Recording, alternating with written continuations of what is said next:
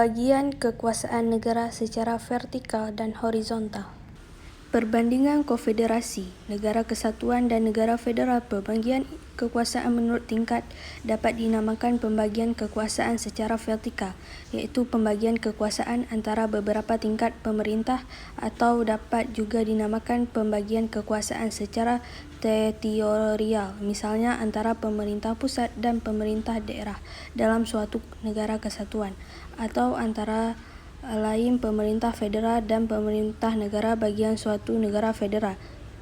Pembagian kekuasaan semacam ini terutama banyak menyangkut persoalan konfederasi. Konfederasi menurut L. Opens, konfederasi terdiri dari beberapa negara yang berdaulat penuh untuk mempertahankan kemerdekaan ekster dan inter, bersatu atas dasar perjanjian internasional yang diakui dengan menyelenggarakan beberapa alat perlengkapan tersendiri yang mempunyai kekuasaan tertentu terhadap negara anggota konfederasi, tetapi tidak terhadap warga negara-negara itu.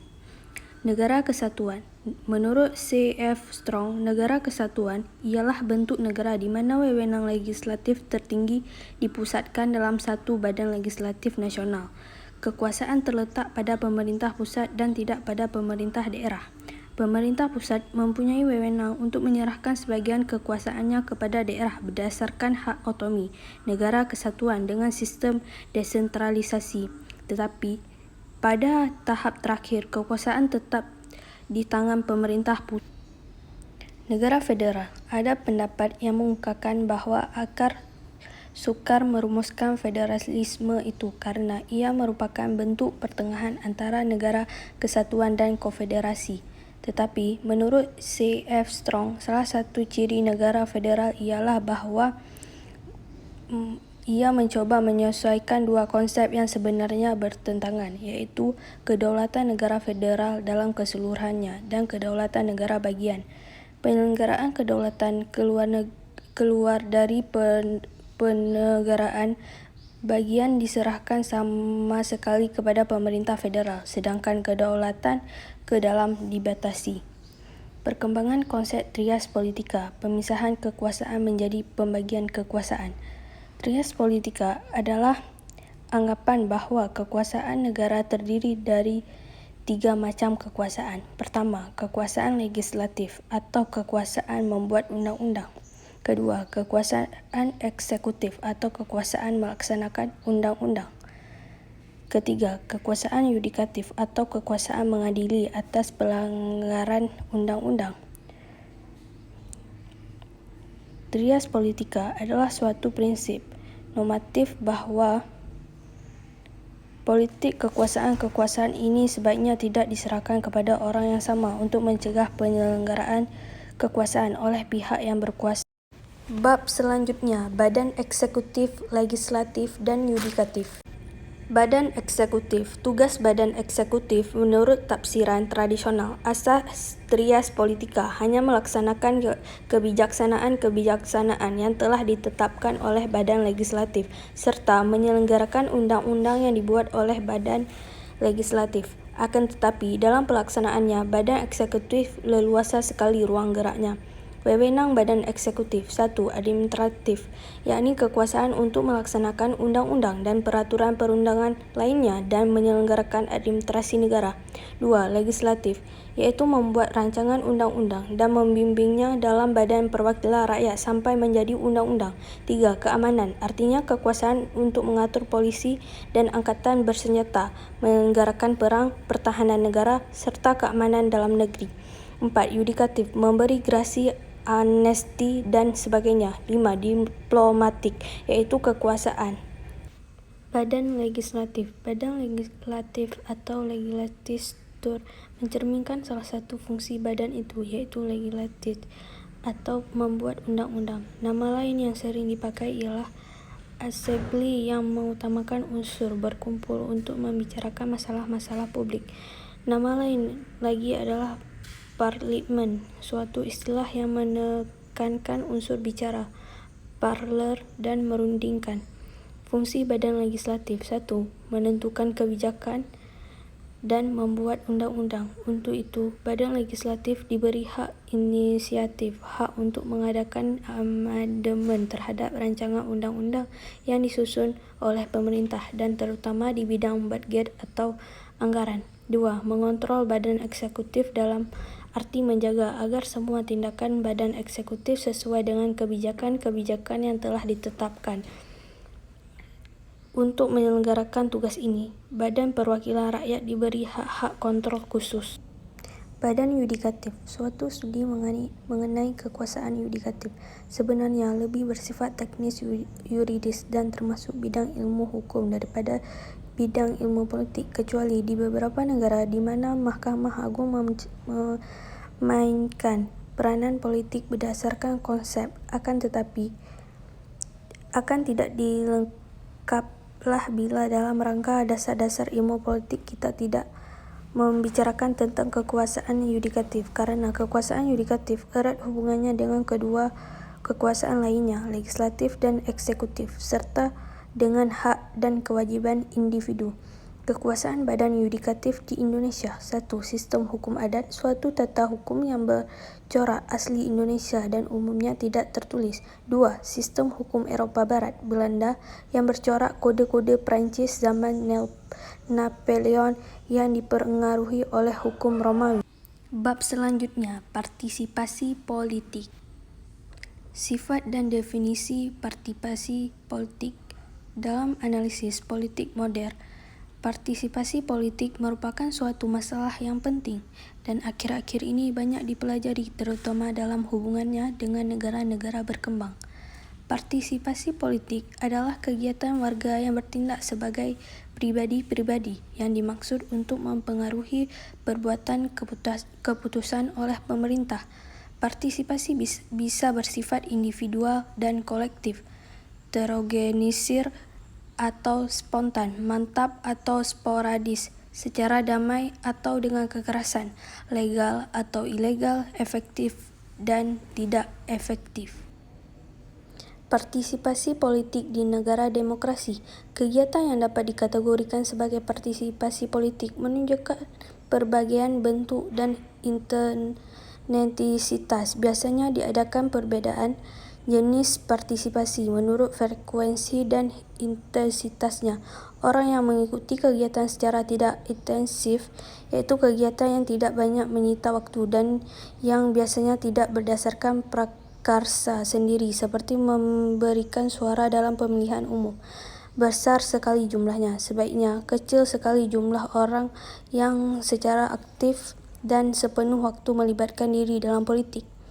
Partisipasi politik di negara otoriter. Di negara-negara otoriter seperti komunis pada masa lampau, partisipasi massa umumnya diakui kewajarannya, karena secara formal kekuasaan ada di tengah rakyat. Akan tetapi, tujuan utama partisipasi massa dalam masa pendek masyarakat adalah merubah masyarakat yang terbelakang menjadi masyarakat modern, produktif, kuat, dan berideologi kuat. Hal ini memerlukan disiplin dan pengarahan ketat dari monopoli partai politik di negara berkembang. Di beberapa negara berkembang, partisipasi bersifat otonom, artinya lahir dari diri mereka sendiri, masih terbatas.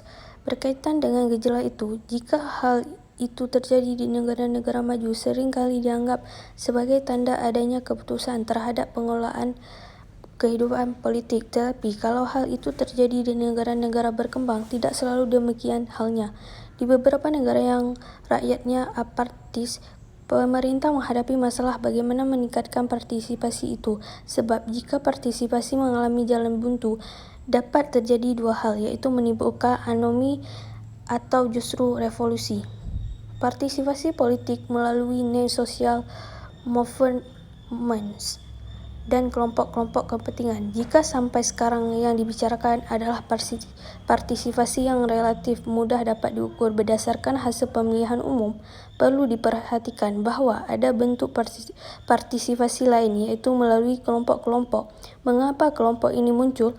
Salah satu sebabnya adalah bahwa orang mulai menyadari bahwa suara satu orang misalnya dalam pemilihan umum sangat kecil pengaruhnya, terutama di negara-negara penduduknya berjumlah yang sangat besar. Baik, kita lanjut bab selanjutnya, yaitu partai politik. Pengantar. Partai politik merupakan sarana bagi warga negara untuk turut serta atau berpartisipasi dalam proses pengelolaan negara. Dewasa ini, partai politik sudah sangat akrab di lingkungan kita sebagai lembaga politik. Partai bukan sesuatu yang dengan sendirinya ada. Kelahiran mempunyai sejarah cukup panjang meskipun juga belum cukup tua. Biasanya dikatakan partai politik merupakan organisasi yang baru dalam kehidupan manusia, jauh lebih mudah dibandingkan dengan organisasi negara, dan ia baru ada di negara modern. Sejarah perkembangan politik. Partai politik pertama-tama lahir di negara Eropa Barat dengan meluasnya gagasan bahwa rakyat merupakan faktor yang perlu diperhitungkan secara diikutsertakan dalam proses politik. Maka partai politik telah lahir secara spontan dan berkembang menjadi penghubungan antara rakyat dan satu pihak pemerintah di pihak lain. Bab selanjutnya, yaitu sistem pemilihan umum. Sistem pemilihan umum. Di kebanyakan negara demokrasi, pemilihan umum dianggap lambang sebagai sekalian tolak ukur dari demokrasi itu. Hasil pemilihan umum yang diselenggarakan dalam suasana keterbukaan dengan kebebasan berpendapat dan kebebasan bersikap dianggap mencerminkan dengan agak akurat partisipasi serta aspirasi masyarakat. Sekalipun demikian, disadari bahawa pemilihan umum tidak merupakan satu-satunya tolak ukur dan perlu dilengkapi dengan pengukuran beberapa kegiatan lain yang lebih bersifat kesinambungan seperti partisipasi dalam kegiatan partai, lobbying, dan sebagainya. Keuntungan dan kelemahan kedua sistem. Keuntungan hukum distrik. 1. Sistem ini lebih mendorong ke arah integrasi partai-partai politik karena kursi yang diperebutkan dalam setiap distrik pemilihan hanya satu. 2. Fragmentasi. Partai dan kecenderung membentuk partai baru dapat dibendung. Malahan sistem ini bisa mendorong ke arah penyederhanaan partai secara alami tanpa terpaksaan. 3. Fragmentasi. Partai ini cenderung membentuk partai baru dapat didorong malahan serta sistem ini bisa mendorong ke arah penyertaan partai secara alami dan tanpa paksaan. 4. Bagi partai besar, sistem ini menguntungkan karena melalui oleh suara dan pemilihan-pemilihan lainnya, sehingga memperoleh kedudukan mayoritas. Dengan demikian, partai pemenang sedikit banyak dapat mengendalikan parlimen. 5. Lebih mudah bagi suatu partai untuk mencapai kedudukan mayoritas dalam parlimen sehingga tidak perlu diadakan kondisi dengan partai ini. Hal ini mendukung stabilitas nasional. 6. Sistem ini sederhana dan mudah untuk diselenggarakan. Kelemahan sistem distrik. 1. Sistem ini kurang memperhatikan kepentingan partai-partai kecil dan golongan minoritas, apalagi jika golongan ini terpencar dalam berbagai distrik. 2. Sistem ini kurang representatif dalam arti bahwa partai yang calonnya kalah dalam suatu distrik kehilangan suara yang telah mendukung. Hal ini berarti bahwa ada sejumlah suara yang tidak diperhitungkan sama sekali atau terbuang sia-sia. Jika banyak partai mengadu kekuatan, maka jumlah suara yang hilang dapat mencapai jumlah yang besar. Hal ini akan dianggap tidak adil terhadap partai dan golongan yang dirugikan. 3. Sistem distrik dianggap kurang efektif dalam masyarakat yang prota karena terbagi dalam kelompok etnis, religius, dan tribal sehingga menimbulkan anggapan bahwa suatu kebudayaan nasional yang terpadu secara ideologis dan etnis mungkin merupakan prasyarat bagi suksesnya sistem ini. 4. Ada kemungkinan si wakil cenderung untuk lebih memperhatikan kepentingan distrik serta warga distriknya daripada kepentingan nasionalnya.